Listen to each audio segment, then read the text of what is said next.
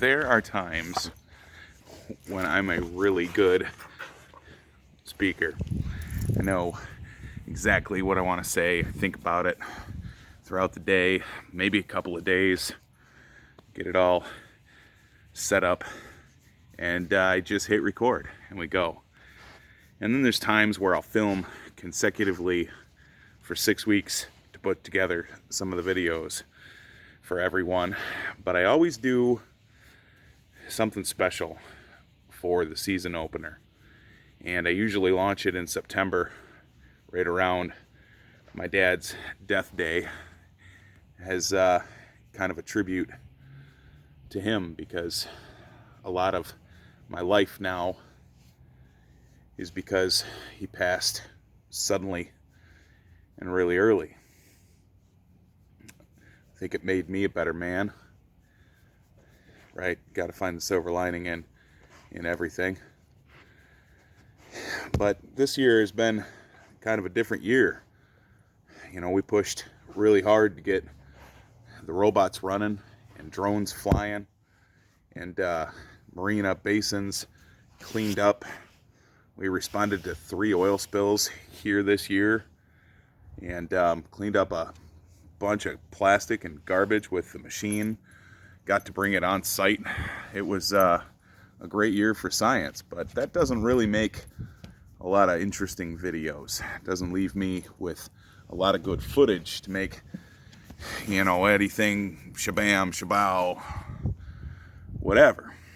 I was supposed to be on my way down the Mississippi. Should have been approaching the Gulf of Mexico by now, but I'm not, because the boat is not quite ready. I had installed a used linear drive heavy-duty autopilot for the boat, and it just didn't work out. The cables to keep it connected just fell apart in my hands. It's too old, the plastic's too brittle, and it didn't survive the install. So we're still left with the one single CPT wheel steer autopilot, which is good, but it failed me twice on the trip up here, and that is no good. We need spares. And my beloved Sir Perkins is getting low on compression and has started to smoke. It's been an ongoing debate in my mind what to do, and I still haven't decided exactly what direction we're gonna go to. I'll break it down like this for y'all, and you can drop it in the comments what you think I should do. I could simply rebuild the motor I got myself.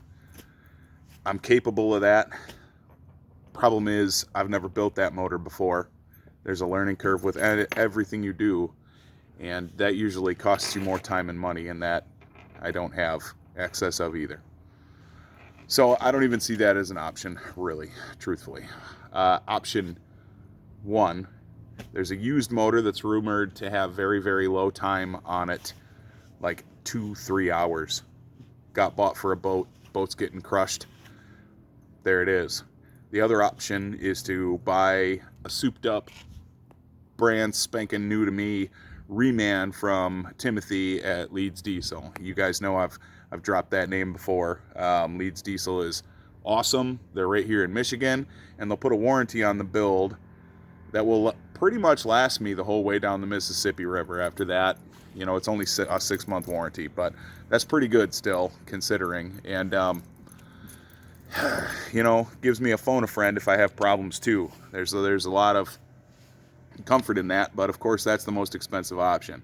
So we got potentially a good used one for $2,500, and or a new to me reman for probably 45, $5,000, somewhere around there is what he said. Quite a spread between the two, and $2,500 is quite a bit of dough when you break it down like that. So either way, the boat is staying in Michigan. I don't believe I'm not.